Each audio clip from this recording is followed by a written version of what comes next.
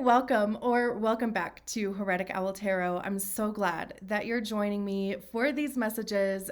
It just brings me so much joy to read your cards. Speaking of, my calendar is now open for personal readings. The link for that is in the description below.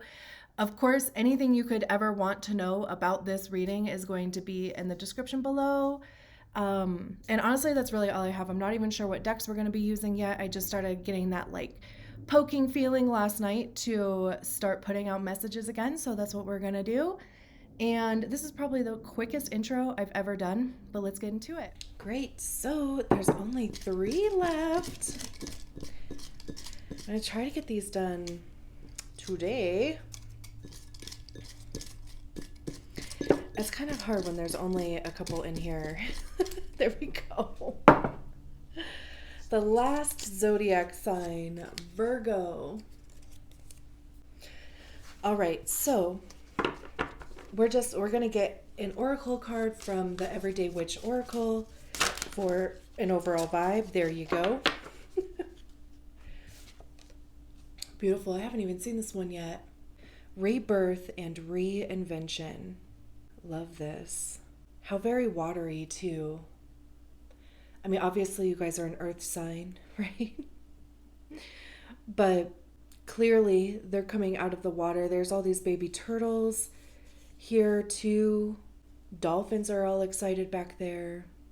I love this. This feels like, it kind of feels like bigger energy, really. We are going to read from the book on that one too. But let's get the tarot cards out here first. I just need 6 cards for 7 of Wands. I was just looking at this air plant too. Because I was just thinking in my head, I'm like, it's kind of funny that I got this, I mean, clearly, maybe not so clear, but I was soaking my air plants and had to get it out, obviously, for this reading. So it's even just kind of interesting that this person is emerging from the water, and this little air plant has little water beads on it too. Very interesting. You could have some pretty heavy water placements in your chart. The Queen of Swords.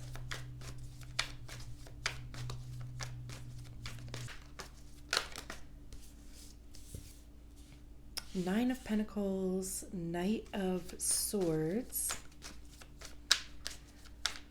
2 more.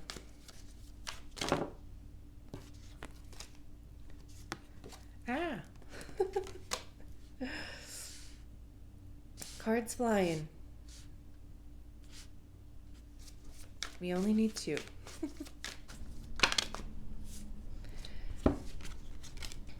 We have the 6 of Cups and Temperance. And then the Sun at the bottom of the deck. Beautiful. Okay.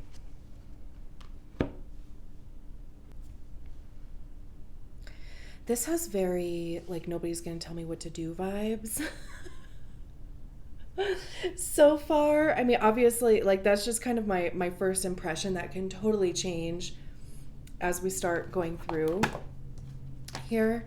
Oh my gosh, my hands are just not working today or yesterday. Let's see. Rebirth and Reinvention. It is the last card. Interesting.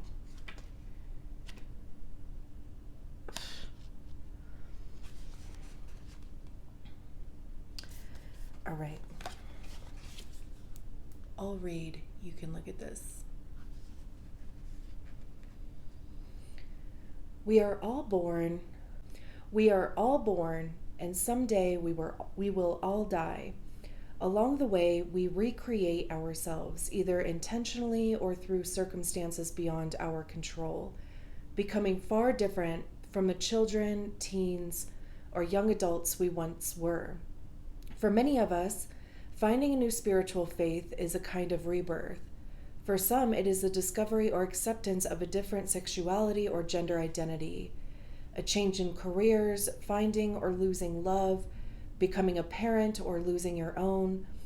For women, menopause often causes a huge shift in how we see ourselves, and retirement can do that too. Embrace each life-shaking change as it happens, as frightening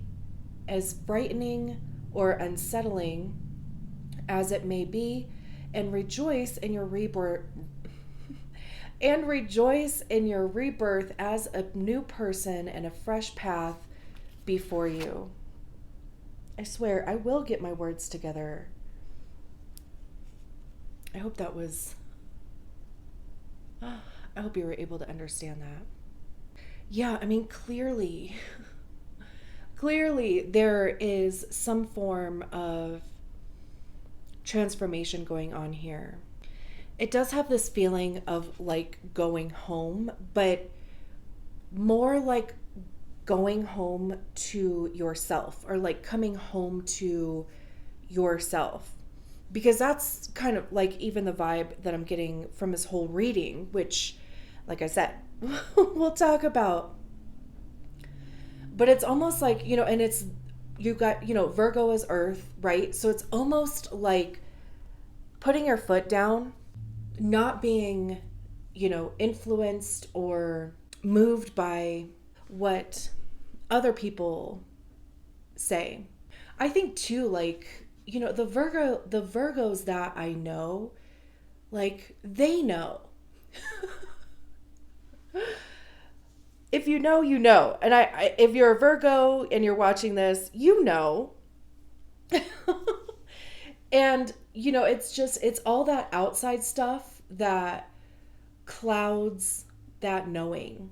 And especially with that gift that Virgo has for like analyzing and strategizing and stuff, it's like, and I keep looking at these turtles here because there's this instinctual thing, right? Like they're born on the beach, like same with the mama turtles, like they know where to go in order to lay all of their eggs, and then they go back into the ocean, right? And then when these eggs hatch, it becomes this journey to get back to the ocean, and some of them don't make it because of predators or whatever on the beach, right? But it's almost like that journey of life too, like having to go through the experiences and do all of the things in order to come back home to yourself. So let's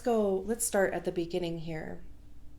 This feels deep already. Virgo's going deep. Clearly. I mean, like there's an ocean here. I just saw this video a friend sent me yesterday of like how deep the ocean is.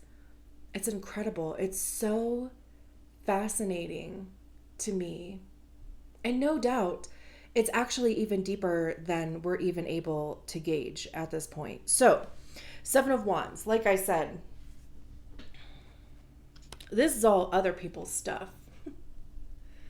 This is having to defend yourself against other people's stuff. And this is putting your foot down. That's what the Seven of Wands talks about. It is being defensive. It is standing your ground. It is defending what you are doing, because wands have to do with action, communication.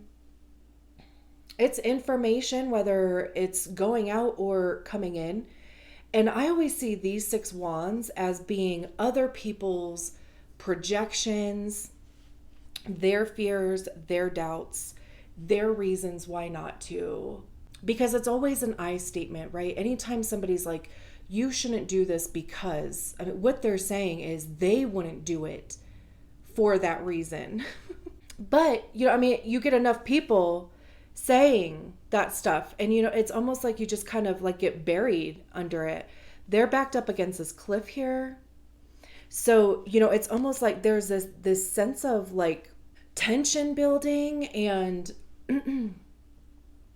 if you back somebody into a corner long enough, they will just kind of like explode, right?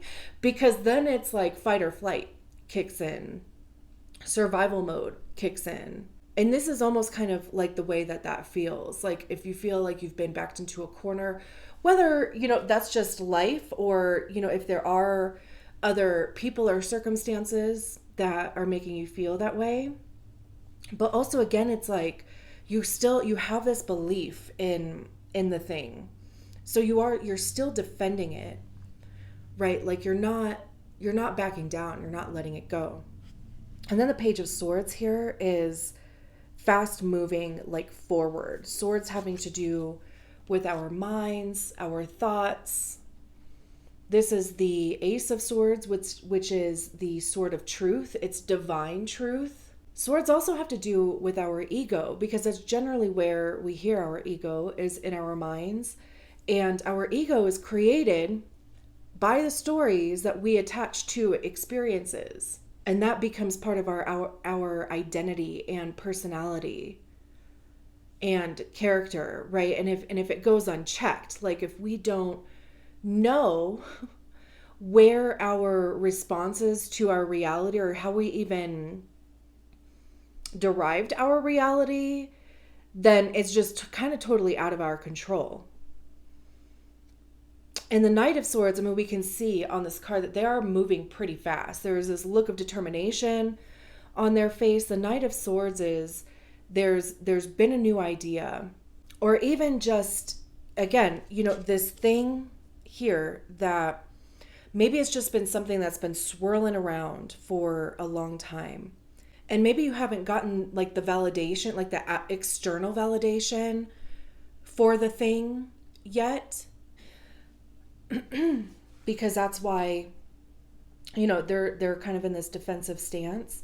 But it's something that like you still believe in. It's something that is still very much part of your consciousness. And this is like almost making a decision to like literally just go towards the thing. Put this idea into practice. Because they can be a bit impulsive too. I don't know if you're going to be able to see this, but this cat's eyes are like wide open. They're kind of just like hanging on for dear life, like along for the ride. And that could even be where this rebirth and reinvention thing is coming from too, because it's almost kind of like YOLO. There's still this thing that's in me. And at this point, the only thing that I can do about it is to actually put it into practice and see what happens, which is exactly what you should do. And we have the Queen of Swords here again, swords. So we go from this progression from the Knight of Swords to the Queen of Swords. Love that. Love that. Again, holding the Ace of Swords. And I'm curious to read from the books. I haven't read from the book on this one. I have the pocket-sized version of this deck, but it didn't come with a book. And I love books. Look how big and beautiful this book is.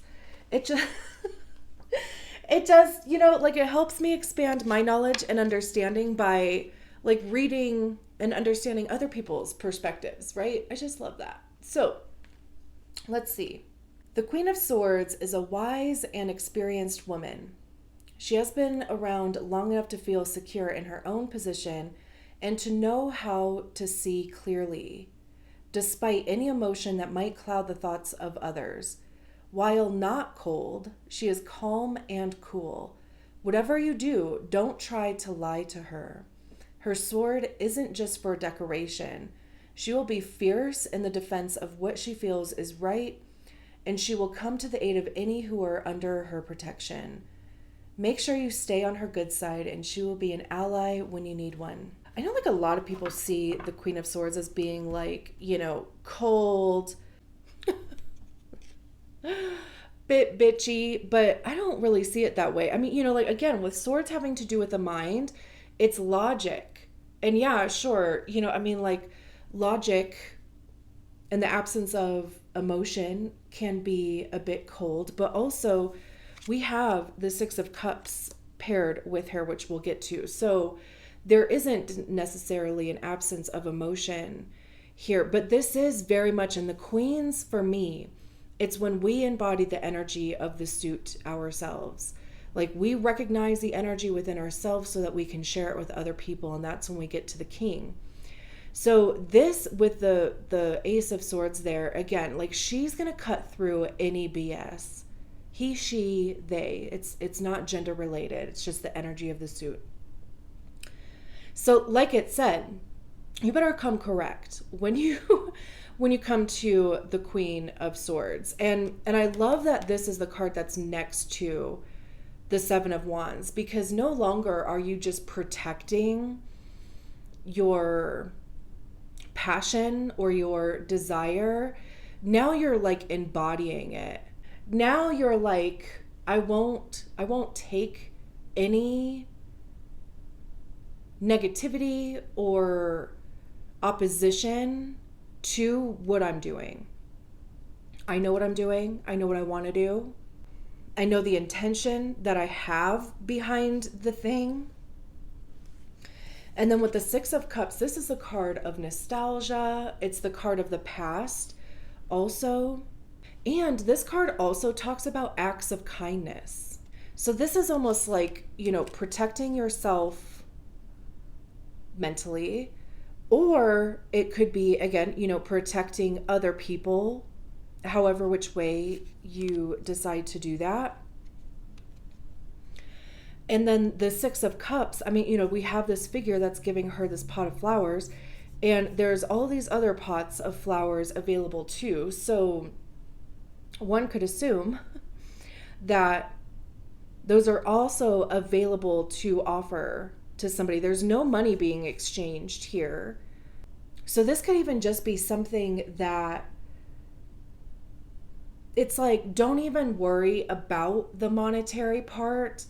Like that part will come clearly because you'll see the next card. You already know what the next card is, but you'll see.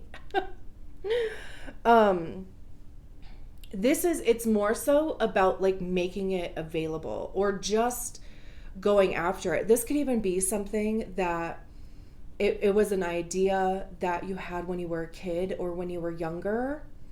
Because again, right, this is a card of nostalgia. This is inner child also. We have this older person and a younger person here. So it could even have to do with like working with children. And it is like this like balance between setting healthy boundaries and quote unquote like rules for children. Maybe it's even like fostering. I don't know why that just came to mind. But, having this like healthy boundaries thing, but also like balancing that with love and good attention and validation, recognition, like all of those, almost like self-esteem, confidence builders. And then we have the Nine of Pentacles. And this is why I was saying, it's like not even having to worry about like the money part, because that'll come. The Nine of Pentacles is our money. It's how we get it. It's how we save it, how we spend it. It's our time. It's the resources and materials that are available to us. Also, though, like they are very content. There's not like a care in the world in this picture to me. This tree is bearing fruit. They have, their wine and I don't know, those kind of look like dates to me, but reading a book, like just almost kind of this like relaxed vibe to it. And the Nine of Pentacles, it is independently wealthy. There is a sense of like financial freedom that comes from the Nine of Pentacles. So I love this journey here. I love that we We start with the Seven of Wands, like really kind of like battling through some things, right? Like really defending what you believe to be true for yourself. And then we go to the Queen of Swords, where it's just like mentally it's clicked. Like mentally it's like, there is no other way. And then the Nine of Pentacles, which is, like that abundance, that manifestation showing up here for you. And then Temperance. It's interesting because we have this like go card with the Knight of Swords. And then we have Temperance, which is the card of like patience. This also is a card of balance. I think I was mentioning balance between, the Queen of Swords and Six of Cups. But Temperance, this is a card of Sagittarius. There could be a Sagittarius, there doesn't have to be. But this talks about alchemy and the blending of energies. I always think about tempering chocolate. There's a process that you have to go through in order to temper chocolate correctly, right? And you have to follow certain steps in a certain way in order to do it correctly. And if you don't, if you try to rush through any of those, or if you skip any of those steps, your chocolate is going to be ruined and you're going to have to start from scratch. So that's where this patience element comes from. It's like not getting too far ahead of yourself. This whole thing, oh my gosh. Oh my gosh. I feel like my head just exploded, and I literally just heard "now you get it" in my head. This whole thing could be a picture of like what's to come. This has to happen first, though. This has to happen first. It's like, deciding that there's an old way that you have been doing things, an old pattern of thinking, an old behavior process. It's like, there's something that you have to recognize is not going to get you here. That could even just be like fear. It could be fear of rejection, like not being accepted. But with the Temperance card, right? Like I was talking about tempering chocolate and certain steps having to happen, because that's like, when you make a decision, when you start manifesting something, and then when you start heading in that direction, right? It's like the energies start recalibrating for you, because they're like, oh shit. Oh, like this person made the decision, to start manifesting this, and they're taking steps towards it. Now we have to, kind of finagle some things, move some barriers out of the way, kind of get ahead of this a little bit. At least that's the way that I see it in my head, like in my little cartoon in my head. So, it does take a little bit of time for that the blending of energies to come together for you, but you still continue heading in that direction, right? And this card also talks about balance. I mean, clearly they're holding tree pose here. So there could even be a message here about a yoga practice, starting or getting back to a yoga practice. And that would even just kind of help you to, one, get into your body like fully, and two, almost quiet the mind. And there's carrots and water here, and then on this side there's martini and some cupcakes. So it talks about balance, right? Like not getting too extreme on one side or the other, because it's also about sustainability with the Temperance card. And going too far in one direction of extreme it's really not sustainable. And then we have the Sun at the bottom of the deck, which is the card of Leo. There could be a Leo, there doesn't have to be. But this is, like everything good. This is joy, it's bliss. There's a few generations in this card. This person looks to be the oldest. They're younger than her. This person is the youngest. There's a baby in the oven too. So it can't even be about like expanding your community, or the effects of this whole thing can be felt through generations within your family. It could even be whatever this is would reach a lot of different generations. We have the Knight of Pentacles, which is also, a bit slower moving. So we have Temperance with patience. We have the Knight of Pentacles that talks about, I mean, look, they're on their broom, but their foot isn't even off the ground yet. They have, all these tools, cats ready to go, foot's not off the ground yet. And also we can tell that the wind is blowing against them. So this does take a level of commitment and determination. It's like, don't gauge your success on like the amount of subscribers or followers, or I'm just using that as an example. It doesn't have to do anything with social media, but it's like, if it still makes you feel good and if it is still accessible to you, then stick with it.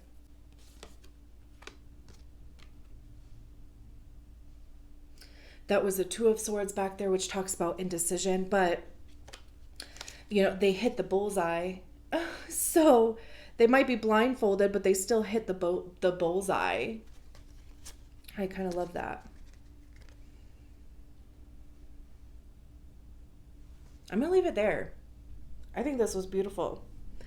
Thank you so much for allowing me to read your cards. I'll talk to you soon. Bye.